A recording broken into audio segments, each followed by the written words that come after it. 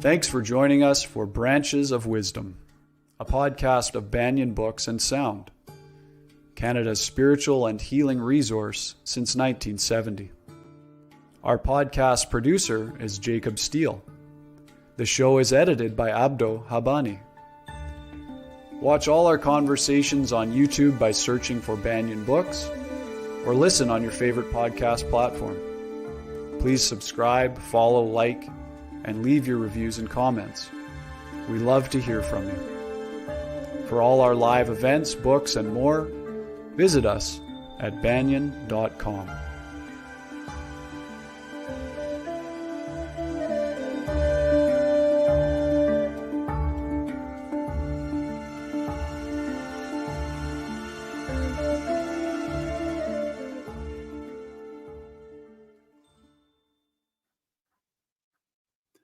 Hello, everybody. Welcome to Branches of Wisdom, the Banyan Books podcast. I'm your host, Ross McKeechee, and I'm very, very excited today that we're joined by Dr. Peter Levine and Efu Nyaki.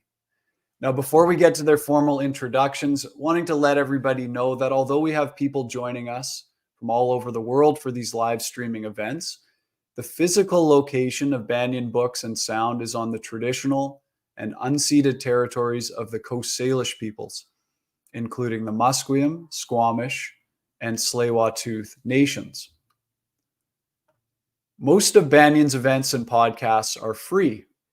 We welcome your donations to keep these programs accessible for all. Just click on the PayPal link in the show description below. Also letting you know, towards the end of our conversation today, we'll take questions from the live audience. So go ahead on YouTube and type into the comments field any questions that you might have for Dr. Levine and Efu. This evening, Banyan Books is excited to be in conversation with Efu Nyaki and Dr. Peter Levine for a community conversation on holistic healing from trauma. This event will explore themes from Efu's new book titled Healing Trauma Through Family Constellations and Somatic Experiencing. Peter A. Levine, PhD, is the renowned developer of Somatic Experiencing, a naturalistic and neurobiological approach to healing trauma. He holds a doctorate in medical and biological physics and a doctorate in psychology. He's founder of and advisor to the Somatic Experiencing Institute and the founder and president of the Ergos Institute of Somatic Education. The recipient of 4 Lifetime Achievement Awards, he is the author of several books, including Waking the Tiger, which has now been printed in 33 countries in over 29 languages and has sold over 1 million copies. His most recent book is Trauma and Memory, Brain and Body in a Search for the Living Past, a practical guide for understanding and working with traumatic memory. Dr. Levine leads trauma healing courses for the public worldwide and teaches specialized masterclass courses to somatic experiencing students. Somatic experiencing trainings span 42 countries on 6 continents and growing. Also, Dr. Levine has an autobiography being released in April 2024 titled An Autobiography of Trauma, A Healing Journey. We'll really look forward to seeing that book when it comes out. Our next guest, Sister Euphrasia, or Efu Nyaki, is a healer born and raised in a village in the foothills of Kilimanjaro in Tanzania. During the past 15 years, Efu has integrated the traditional medicine of her family clan with her somatic experiencing trauma healing work and systemic family constellations therapy. She now works internationally facilitating trainings and workshops on trauma healing. The co-founder of AFYA, a women's holistic healing center in Brazil where she now lives, she is also a faculty member at the Somatic Experiencing Trauma Institute and a professor of systemic family constellations therapy at the Hellinger Science Institute. In 2019, Efu became a member of Dr. Levine's Somatic Experiencing Legacy team to co-teach master classes.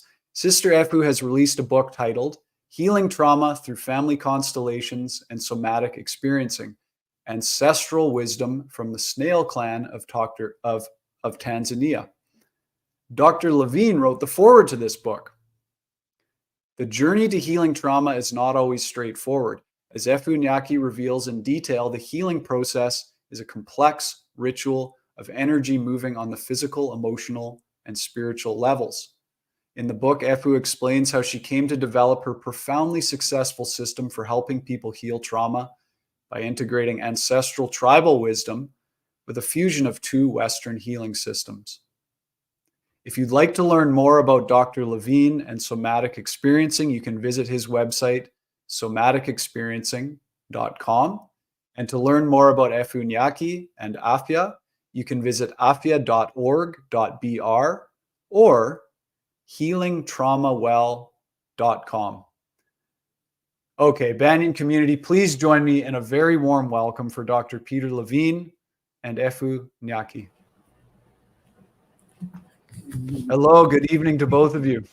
By the way, I just realized I did a book signing at Banyan Books about 35 years ago. Oh, wow. Yeah, it's in Vancouver, right? That's right, yes. Yeah.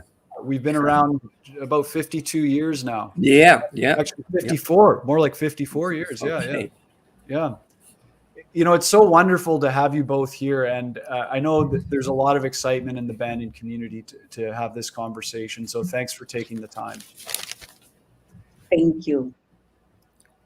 Now, Efu, in the first chapter of your book, you explain what trauma is and how somatic experiencing addresses its resolution. I'll just quote you for a minute here. You write, "People who are traumatized will often have a tremendous amount of stuck energy in their nervous system, which they experience as a constant threat. This powerful energy that was generated for their survival during a traumatic event is stuck in the body and is being expressed through continual fights, overreactions, defensiveness, a constant impulse to run away, and hypervigilance." You go on to write that the somatic experiencing approach is based upon the idea that the body knows exactly what is needed for the healing process to happen. So I want to ask first Efu and then Peter for you to weigh in as well, of course. How does the somatic experiencing approach work with the body in this way? Thank you very much for that wonderful introduction. Yes, somatic experiencing works perfectly because the way Dr. Peter Levine, that I'm so honored to be with him here, that developed it from a very deep place of spiritual being. That we get, first of all, you need to be present in the moment of now, and then you need to be in touch with the body. When you are connected with the body, you're really connected with the energy in the body, especially the trapped energy that is there, that was part of the reaction of the trauma. So once the person feels safe, I think the word safety is very, very important. Once the individual feels safe, the energy begins to be released either by trembling or by shaking or by yearning. You know, we call this a discharge. So the energy is discharged slowly. We know it's our presence here as a therapist. At the same time, also, there's a lot of resources there. Dr. Peter Levine taught us this wonderful idea that the whole world is full of so many resources that we are not in touch with it. It's the resource within us, it's the resource outside us that we can actually use to feel safe so that we can let go of the traumatic energy. And it's so simple, but so profound. So this is how it works. Thank you. Thank you. Dr. Levine, would you like to add anything to that? Well, I think the only thing is, when I started developing somatic experiencing in the late 1960s, early 1970s, I was fortunate in that I didn't know what became the definition of trauma about 14 years later as PTSD, that trauma was supposedly an incurable brain disorder, maybe even a brain disease, that could only be managed by using certain medications or helping people change their negative thoughts. And they may be of some value at different times. But I realized that trauma is something that happens in the body. And it keeps sending messages back up to the brain that says threat is there, overwhelming threat, helplessness is there everywhere. And so, for example, if you go out and you see somebody's been injured and your guts go, ugh, your guts twist. Well, that's something that, of course, is going on in the body. And if you then look further and go to the person and you see the person is really, really, really seriously hurt, your guts really twist. And again, that message is sent up from the guts, the gut wrench, the gut twist, the heartbreak, and goes up and gets amplified in the brain. So that's why we have to work with the body, because that's really the nexus, the access point. You know, Archimedes said, give me a place to put my lever and I'll move the world. And that place to put the lever is in the body, not just the anatomical body, but in the sensing, living, knowing body. And so that's really the essence of somatic experiencing. So I give it back to you, Efu. Mm-hmm. Thank you so much, Peter, for that elaboration. And as you said, the essence of being in the body, being just present, and not only the body. I think when you are in touch with the body, the soul comes into it also. Yeah, because when we are traumatized, I believe that the soul kind of step aside to wait until it's safe for it to come in. So it's really brings in everything together for integration when the healing is happening. And sometimes that's how we might go into understanding that trauma just doesn't happen because we are bad people, because we are punished, or because it happens because there's a bigger reason for us to learn. There's an expansion that happened when we heal the trauma. Yeah. And I'm not saying that we have to have trauma so the expansion has to happen, but I think I have seen so much of this when people heal from trauma.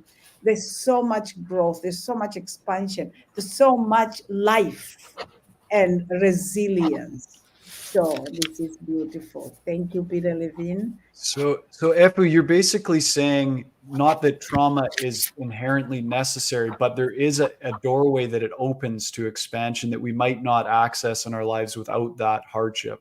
Yeah. I'm saying that. Yes, you're correct. Right. Open dimensions that we would normally speak of as spiritual. Yeah. And it opens that possibility. And then many people, when they heal their trauma, then they will desire to take on a practice, a spiritual practice, to keep moving ahead in their soul's journey. It's often what drives people to a spiritual journey, isn't it? Yes, that's right. Okay, great. From both of you, I'm curious, Efu, in your book, you touched on early in your time at AFYA, you were sitting with a lot of the women you were working with, and they were sharing their stories. There was a lot of conversational kind of healing going on, but you started noticing the limitations of that kind of healing work. What is the power of conversation-based healing and therapy, and what is the limit in terms of how far it can take us, do you think? Mm-hmm. Yeah, that's a very good question. I think because when we are speaking, when we are telling stories, and we are not connected with our physical body sensation, yeah, here and now, we can get lost into the story of which is like whatever happened there, the event, like Peter Levine always say this, the trauma is not in the event, but it's in the body. Yeah, the reaction of trauma, that energy, it's in our body. So usually when we are in the story, like I know these women used to tell me how their husband have abused them when they're drunk, and violence and all of this, they can go over and over again. Every time they come, they tell the same story. and yeah, sometimes we did some exercise to liberate that. That was good. They feel good at the moment, but they go back and they come back again with the same thing. So after I was introduced to somatic experiencing, I honestly, I mean, for me, it was like a miracle how this works so fast. because then I was inviting them as they tell the story. Yeah, we don't say that don't tell the story. They tell the story. As they tell the story, we slow them down, and then they stop a little bit and notice what is happening into the nervous system, in the body. And then when they deal with what is happening, liberation of the energy, then sometimes story could stop there or could conclude in a bigger, in the new meaning of understanding rather than keep repeating the same thing. Yeah. Peter, what has your experience Well, been with that? I would just add to this, rather than the women you were working with who were abused and wanting to tell the story each time, but what they're really needing to learn is how it feels in the body to set boundaries, to set limits, and that this is something then they can bring with them. So it's without that capacity, then they will be continually reactivated, re-triggered, and that the story won't be the same. You know, I mean, there is no future in the past, as a country singer once said. And I think that's really, it's okay to orient, to see what might have been going on, but then we have to look at what needs to happen for the person to be successful in their life, in their healing, and in their life. Thank you. Peter, I know at some point early on in your journey, you met Dr. Stephen Porges. Is that right? Yeah, we met in 1976, I think. Right. Okay. I'm curious because I know nervous regulation of the nervous system is really core in somatic experiencing. Did Dr. Porges, was there an exchange there between you two that helped with that, or how did you come to that? Well, you know, when we met, he was on sabbatical at UCLA. And so I had already developed somatic experiencing, but the polyvagal theory was still not to come until 1994, I think. Mm-hmm. But we were talking about these basic principles of emergent properties and so forth. And I don't think it would be an exaggeration to say when we met at UCLA and spent the day together that we fell in love. That we really started to see how our systems started to merge together. And actually this year in Switzerland, we're going to be presenting together, really sharing our life's work from ourselves and with each other. So if you happen to be in Switzerland in this coming summer, then come out and hang out with us for a while. That sounds like a good enough reason to go. Yeah, and it's in a beautiful place. It's right on the lake of Lucerne. Yeah. Wonderful. Efu, you come from a family background where there was traditional ancestral healing practices. And then in your book, you touch on a number of times you came to somatic experiencing and then to systemic family constellations therapy. But it sounds like it was in a way pointing you back to the wisdom of your ancestral roots. Is that true? Yes, that is very true. Because from the background where I was raised, so talking about all this, the healing happened again, people sitting in a circle and telling stories again. But really, I would say my grandfather always knew how to cue us in and how to tell story without being able to just getting lost into the story. You know, like you tell the story, he wants you to look at his eyes. And this is what we call social engagement, actually, from, I was talking about Dr. Porges, we emphasize a lot social engagement, looking at the eyes as you're telling the story. And then you do a little bit, and he will say, when I'm telling you the story, you have to say, uh-huh, uh-huh. And you keep moving as you're saying, uh-huh. Isu. Right. And so as you're doing that, it gets you engaged and you're present. And from time to time, he will stop, he will sing a little song. So the stories were told. I thought for me, it felt like the story itself was a healing process, the way it was told. And so, like he will tell a story about war, for example, and some people died in the war.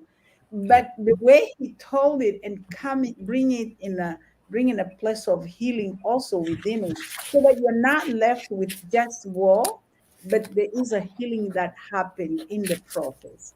And so we see the hero, heroes there, and so I really grew up with that kind of tradition. And then, of course, the women, they collected herbs, and we didn't use any medication from the pharmacy. You have a stomach ache, they will point out that leaf, you go over there and get it, and you eat it, and you're okay. So I grew up with that environment and rituals, a lot of rituals. Anything that happened, we had to do rituals. So when I came into the West, into the new world, I call it, I began to, first I got lost a little bit at the beginning, but later on, especially when I arrived in Brazil, upon beginning the center, Holistic Healing Center, I begin to see things integrating slowly. And when I studied SCE, it felt so much at home. I felt like, this is it. This is it. I'm going to do miracle with this. I'm so excited. And we've been doing it's like you had two homes, the home from your ancestral wisdom, right, and the home that you found in somatic experiencing and others. Yeah. Exactly. You're right. That was it. So beautiful. Yeah. And then, of course, the wisdom of the ancestors and how they talk about how to heal one another, and how to also reverencing the ancestors had to do a lot with family constellation, which I studied later after somatic experience. Yeah, can you tell us a little bit about the family constellations work?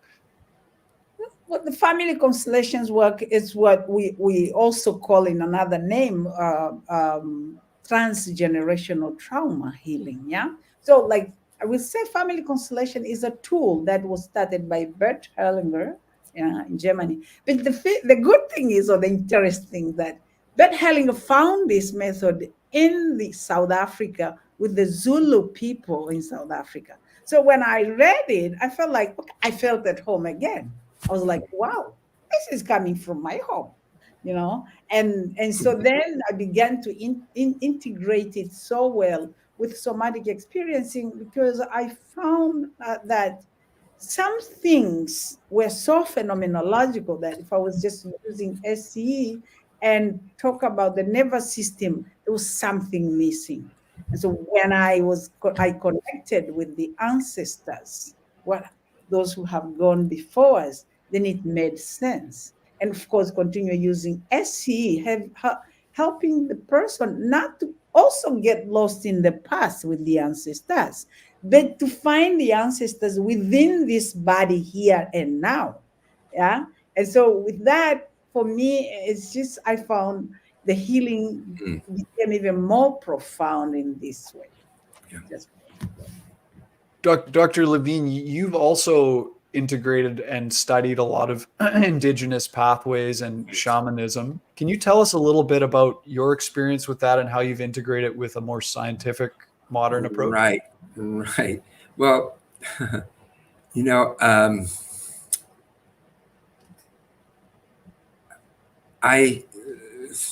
if some people try to identify what I do as a psychological approach, and it does have psychological elements, but it also has much more in concert with so-called shamanistic practices. I've been lucky. Actually, one of the chapters in my autobiography is, many cultures, one race, the human race. And every place that I've looked, it's all pointed to this center, the center of being, the center of knowing. And I think that my experiences and the generosity of different people who would be considered shamans. For example, in Brazil, there's a tradition called Pio de Saints and Maya de Saints, Father Saints and Mother Saints. And it really is a spiritual, and it's very much a spiritual, but also a psychic. And so having met and spent some time with Enrique, he knew that I was holding something painful inside of myself. And it turned out that my mother had died just before that. And I was feeling guilt that I might have contributed to this as a type of suicide by trying to get her to move from New York to where my brothers were. And he just immediately looked at me, took my hand, looked at my eyes, and said, "Oh, your mother died. I'm sorry to hear that. But it wasn't a suicide. And she wants you to know that she's sorry for some of the things that she did." So he just kind of wiped the palate clean in this way and really helped deepen my connection with both of my parents, the parts that were good, that were beneficial, and those that were destructive. But to not just go with one or just go with the other, but to be able to hold both of them together. And I think that's what shamans are able to do in many cases, is hold together these seeming opposites into a holistic vision, a holistic sense. And I think you were talking about that before, Efu, about how much this is what was the word that you used? Anyhow, a holistic vision. Mm-hmm. It's a holistic vision, and it's what we're naturally attuned to, but we've lost that connection. And that connection was taken as common knowledge in a way, I think, from your tribal knowledge, that this was not a thing that was unordinary. It was quite the ordinary realm of one's experience.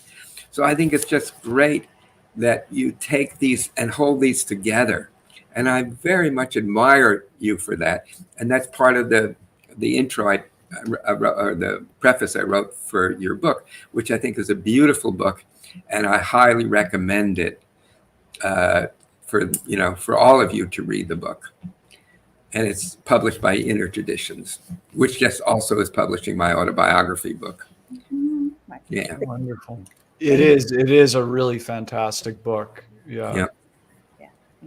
And we're looking forward to your book coming out too, Peter, in April. Actually, they can order it now.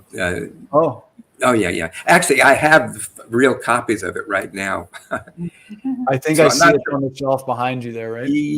I think so. I think, yes, they just sent me some of them. Yeah. Wonderful. But anyhow, it's, I was really reticent to even write this book in the first place. I thought it was too vulnerable, too delicate, too revealing. But a dream told me that I was supposed to write it as a book. A friend of mine, actually, when I wrote it just for my own excavation, kind of finding the trajectory of my life as I came into this fourth quarter of my life. But I wasn't going to publish it as a book. But she really asked me to consider that. And from a dream in which I'm standing by a meadow and I have in my hand many pages and there's something typewritten on the pages and I don't know what to do. And I look to the left and the right and I still don't know what to do. So all of a sudden this wind comes from behind me and takes all of these pages and blows them into the open meadow. And I realized when I awoke that I was going to land these pages where they would land. And for people, if it could help in their healing and in telling their stories, then I was appreciative of that. I was grateful for that. But it was out of my hands as in the dream. Well, I would love it if we could get you on for another interview to talk about that book when it comes out. That would be really exciting. And I think you just had your birthday yesterday too. So happy birthday is in order. Thank you. Thank you. Yeah, I had a very nice dinner with a friend and lovely. That's so great to hear. Yeah. And I just wondered if we could steer the conversation a little bit, because we're going to take audience questions in about 10 minutes or so. I wanted to talk a bit about shame and how that relates to trauma. Peter, I was watching a YouTube video where you were speaking about how to overcome toxic shame, and you said the following: shame is like a cancer, like a tumor that grows from the injury of trauma and the wound of betrayal. Yes. Now, I'm wondering, can you tell us a little bit more? I'd love to hear from both of you about shame, how it forms and persists in us, and how it shows up in the body. Yeah. Well, okay, I'll start. Children will believe that they are responsible for what happens to them because they need to be loved to survive. And if the parents were bad, then they don't have that, what they believe is love, and then they won't survive. So they take it on. It was their fault, and they feel shame about that. And toxic shame, like you say, it's like a cancer. It metastasizes and spreads to every part of the person's life. So how to work with something like that? And I think probably the YouTube thing you saw was about noticing what the body does in shame, the way it collapses forward and looks away to avert gaze of the other person, the opposite of social engagement, and looks down and away, and we can't collapse. But if you can help the person feel that in their body and not go into the collapse, but just look a little bit away and down and collapse just the smallest amount, we call this titration, and then come back up into chest opening in pride and what do I also mean? Pride and dignity, because we're not. The shame wasn't our fault, but how we untangle from that, I think, really has to do with how we're able to see how we carry the shame in our bodies, and get to complete the cycle and come out of the shame, and then be able to engage into life. So again, shame will stop us. It strangles the soul. But the good news is that there are ways to work on it that aren't re-traumatizing. Yes. And additional to that, actually, that I agree totally with Dr. Peter Levine. I've seen it also in the transgenerational trauma. That shame, like a mother or a grandmother, they did something, and then the child felt shameful for them. But it's not just that, but it's actually carried it on. It comes down, it's passed down. And the little child pick it up, and they continue with this. And you can see always they just have this look, exactly what Dr. Peter Levine is saying. When we ask them to kind of express themselves, you can just see they talk about whatever topic is, and they look out like this, they look down. And then eventually, actually, I use the same method of let their body follow. It is very interesting that this collapse that goes in titration, it makes them feel good. And this is also similar to honoring, reinforcing, like saying, I let go of this because it doesn't belong to me. It belongs to you. And so I pick up that and I just say, how about you can also imagine with that feeling better. Just imagine that, this doesn't belong to you, it belongs to them. And wherever it came from, you cannot handle it, and let them handle it. And set a bound, I'm sorry. Exactly, yeah. And once they say that, they feel a deep breath come in. And like something has been lifted off their shoulder and their head. And they look up and they can now say, yes, I really reverence you. And I let go. It's amazing. Yeah. So thank you. I honor you. Go ahead. Yeah, I honor you. It's beautiful because we can move from shame to honoring because it has a similar bodily set Yeah, yeah, Yeah. and that's nice. I like that that little, yeah. So is that like Efu, I know you talk about in the family constellations or the transgenerational healing, you talk about like bowing and honoring the ancestors. Is that what you're speaking about? That bowing, that honoring? Yeah. Yeah. Right.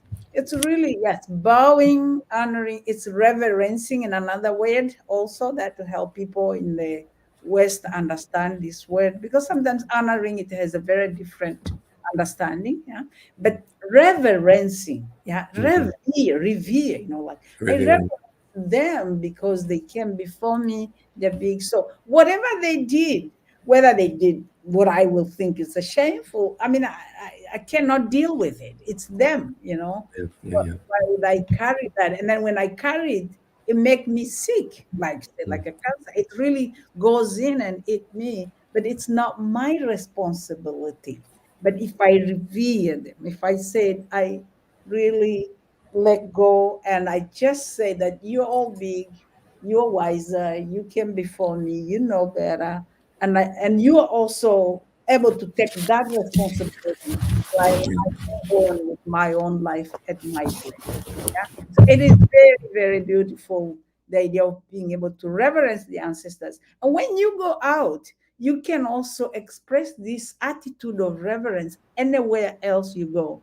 And Mm, therefore you have this attitude of yeah, respect. It's not big enough, but you continue with that energy of yeah. reverencing everything and everywhere you go.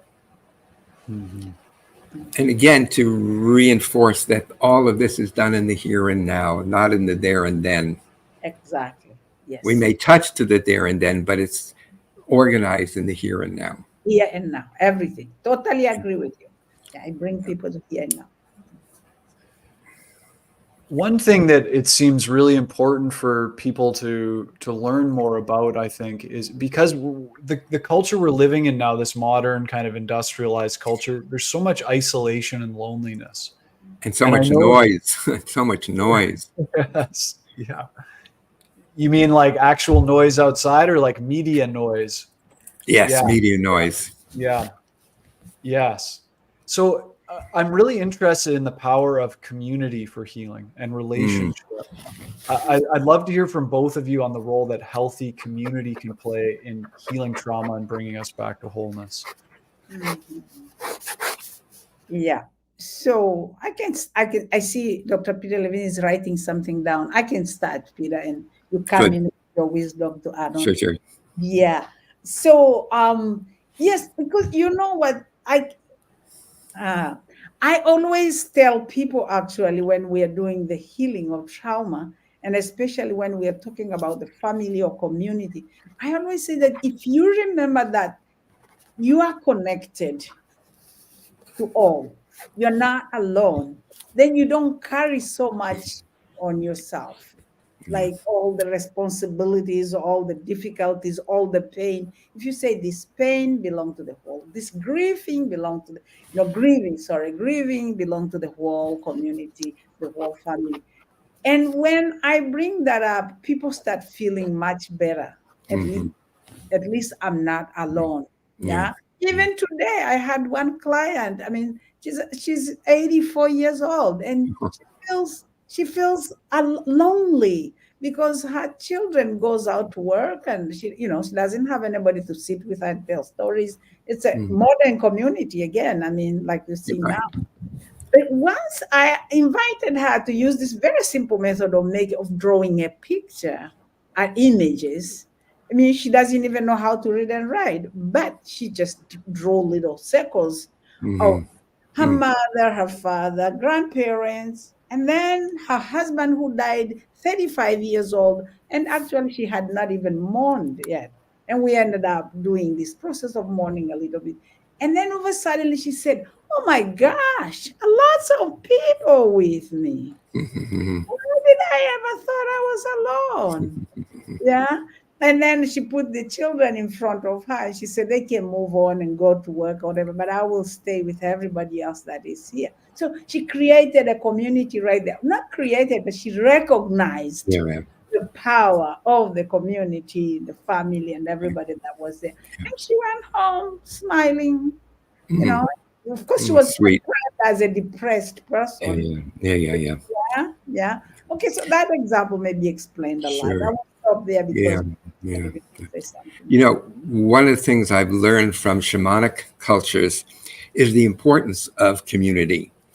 And some years ago, I had the privilege of being able to visit the Kranaki people, and they're way in the back parts of Brazil, in the forests. And when I went to talk to the chief, and he basically, I said, well, do you, what's your understanding of sustus? And he said, well, no, I understand the word, but also I understand trauma, because his daughter, the princess, was the first one to go to school, and she told him also about that word. And he said to me, but it's not about that. It's about what happens when there's a tear in the fabric of the society. And this one woman, she had a high-risk pregnancy, so she traveled many hours to the nearest hospital, and the twins died at birth. And so she went into a horrible depression, and they were getting ready to give her shock treatment. So they came in the middle of the night, stealthily, and put a ladder up to the window and brought her down and brought her back to the tribe. And there she stayed. She was depressed. She was, like this. But they continued with their rituals, with their dance, with their movements, which are very, very powerful.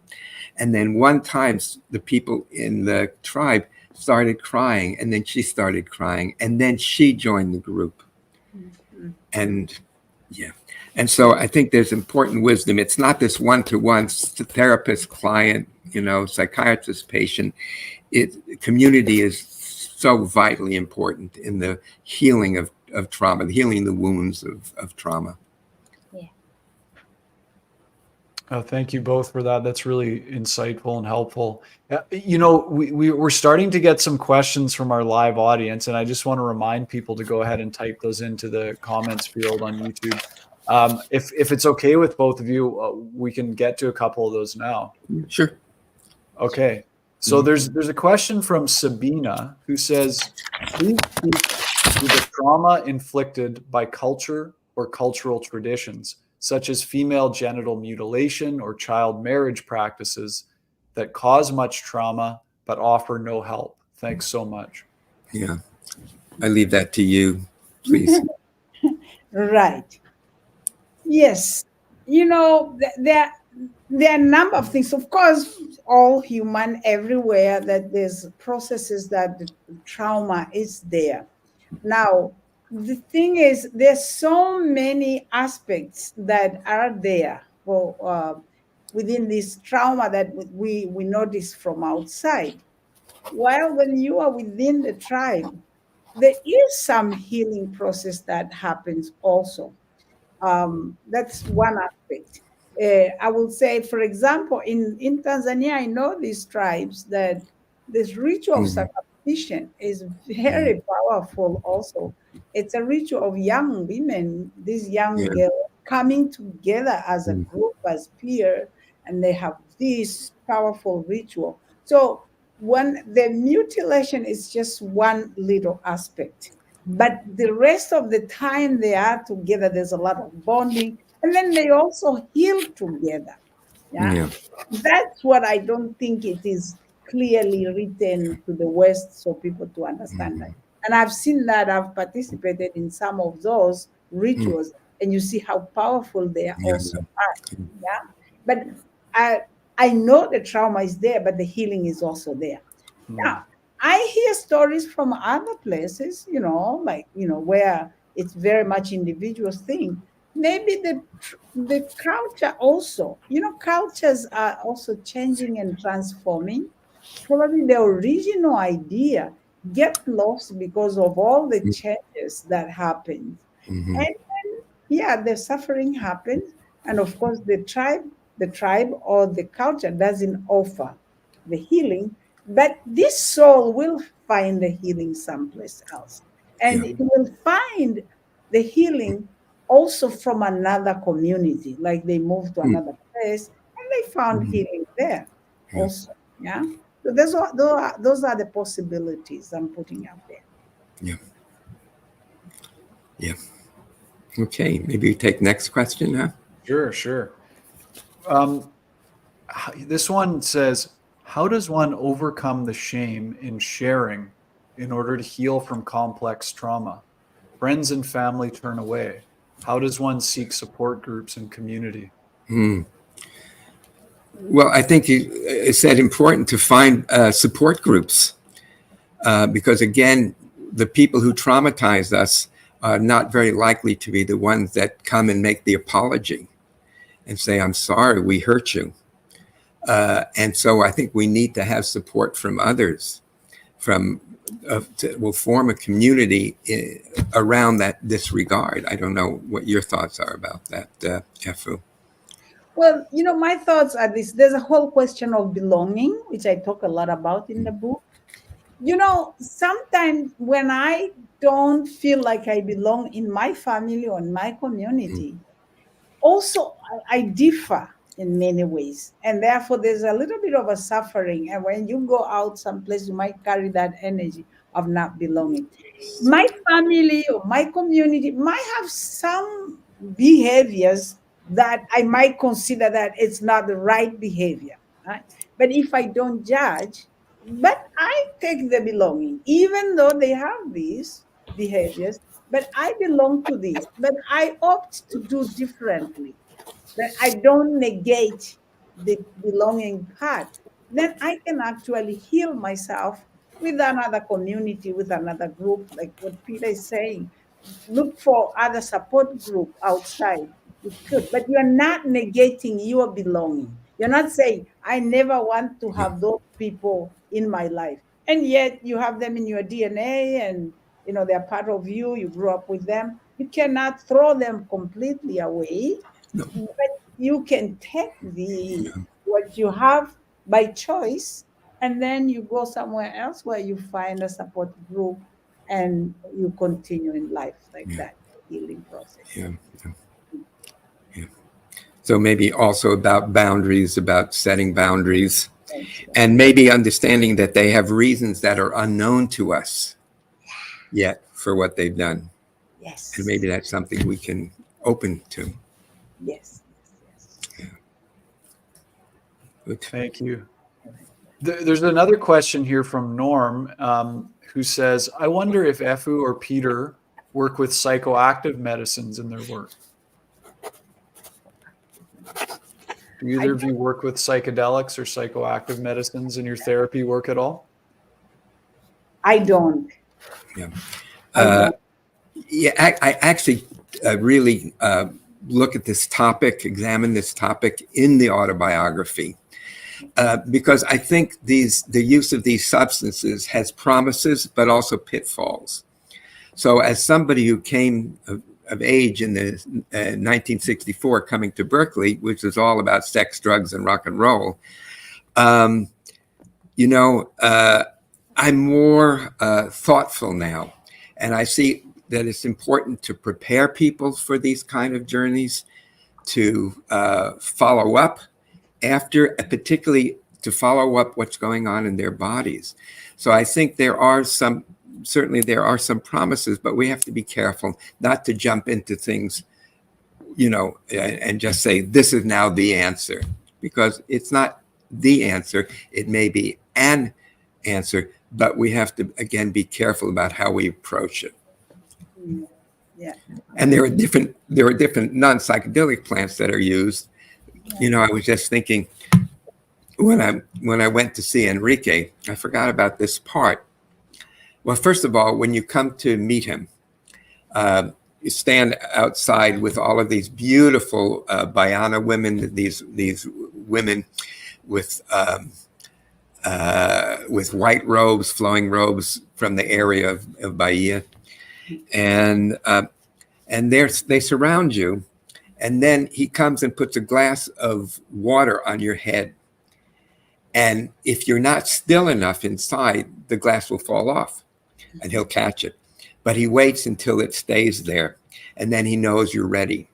And then he takes you along in the fazenda and the farm, and we pick different herbs, we pick different leaves, and then we hold the leaves in our hands and bring them into the house, into the room. And then we had lunch, and then came back, and the leaves had formed into all kinds of, like a mosaic, you know. And then he looked at the leaves, and that's when he told me about my mother. So plants can be used in different ways, and we also have to be careful that, you know, that this is not a make-believe shaman that might be doing it. There's actually a wonderful movie, I think it was on Netflix. I'll go quickly here, called The Last Shaman, and about a young man who, his family, you know, cared about him and provided for him, but they lacked a certain amount of warmth. And he, as a result of that, he had this depressive component in his being. And so he went to seek a shaman to take ayahuasca. And he met one shaman after another, and he realized each of these shamans were about aggrandizing themselves, having power over, making money. But then he finds one shaman who lives in the mountains in Peru, and he really feels that this man is authentic. And so he agrees to work with the boy, but he says, I'm going to give you this ritual to practice for a month, and then we can see if we do the journey together. But he's in a community where there are warm people, where there are wonderful children. The children are playful. The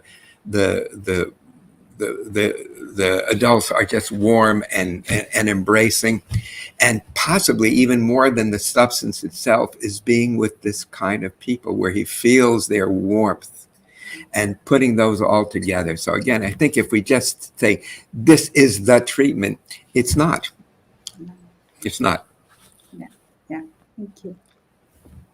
That leads me to just ask, you know, it seems to me, and I've seen it over and over again, that people who are dealing with intense or complex trauma, they're desperately seeking healing, and often will end up aligning with healers or shamans who may hold a similar pattern to the person that helped to create the trauma they're dealing with. Have you guys noticed that as well? Well, that's what we were talking about. The last shaman, it was the shaman who wasn't hooked into that. No, I think it's true. I mean, I think it's true. And again, we need to have discernment on who we approach and who we work with, and what substances they're using and what kind of training they've had. So there are many aspects to be considered. Yes. And I will add to this that if we are present in our body, really, we that's when we are able to connect to the healing with any other shaman or any other places or plants or trees. Connection with the body. For me, I don't work with psychedelic. I don't work with any other plant or any chemical that alter our consciousness. But I have done a lot of work healing people who have gotten traumatized by psychedelic and have been traumatized by the ayahuasca. So, and what I invite them to do is to go back to the body, and they slowly get back to themselves. Because it takes you off the body, see. That's right. I just wanted to comment that. Good. Yeah. Thank you. I think we have time for one more audience question. Thanks everybody in the Banyan community here for sharing your great questions.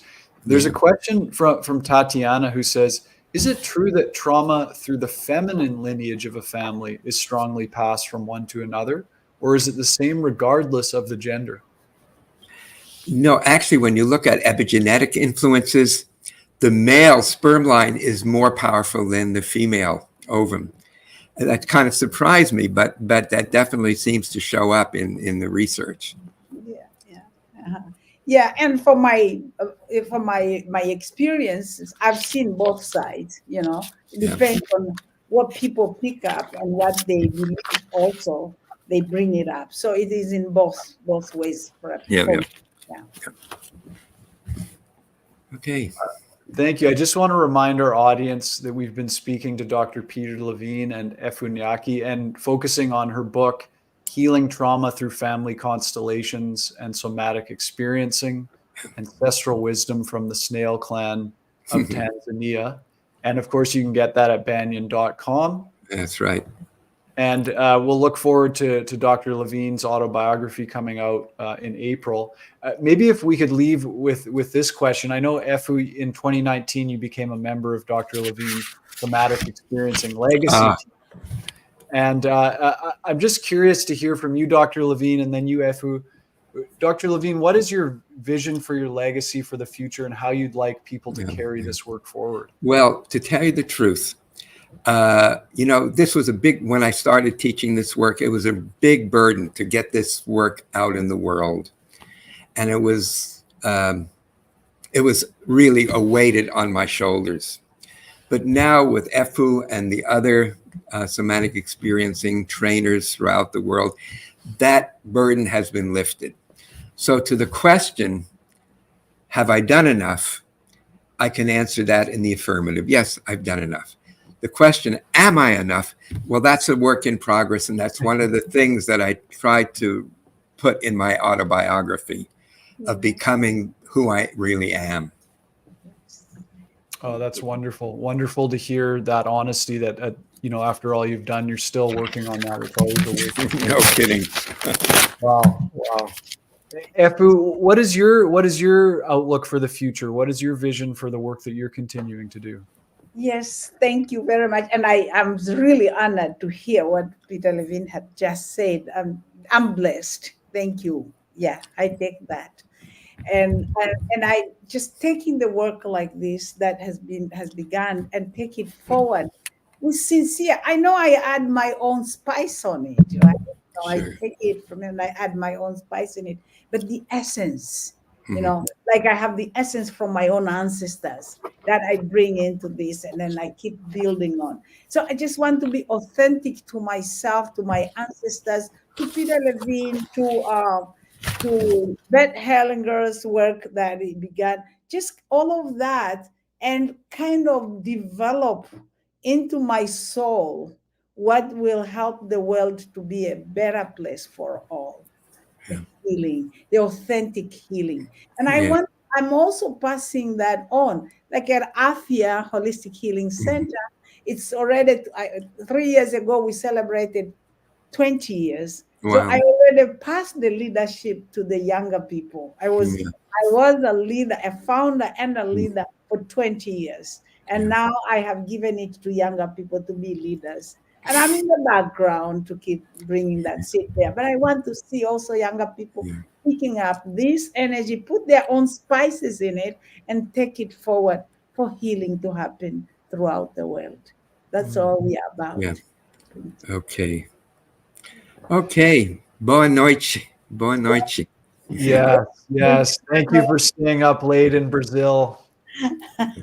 Thank you, Boa noite. Okay. It's been such an honor to have both of you here. Thank you so much. Yeah, meu coração. Oh, meu coração também. Sim. Obrigada. Yeah, again, I mean, isso. That's German. Okay. All right. Okay. Be well.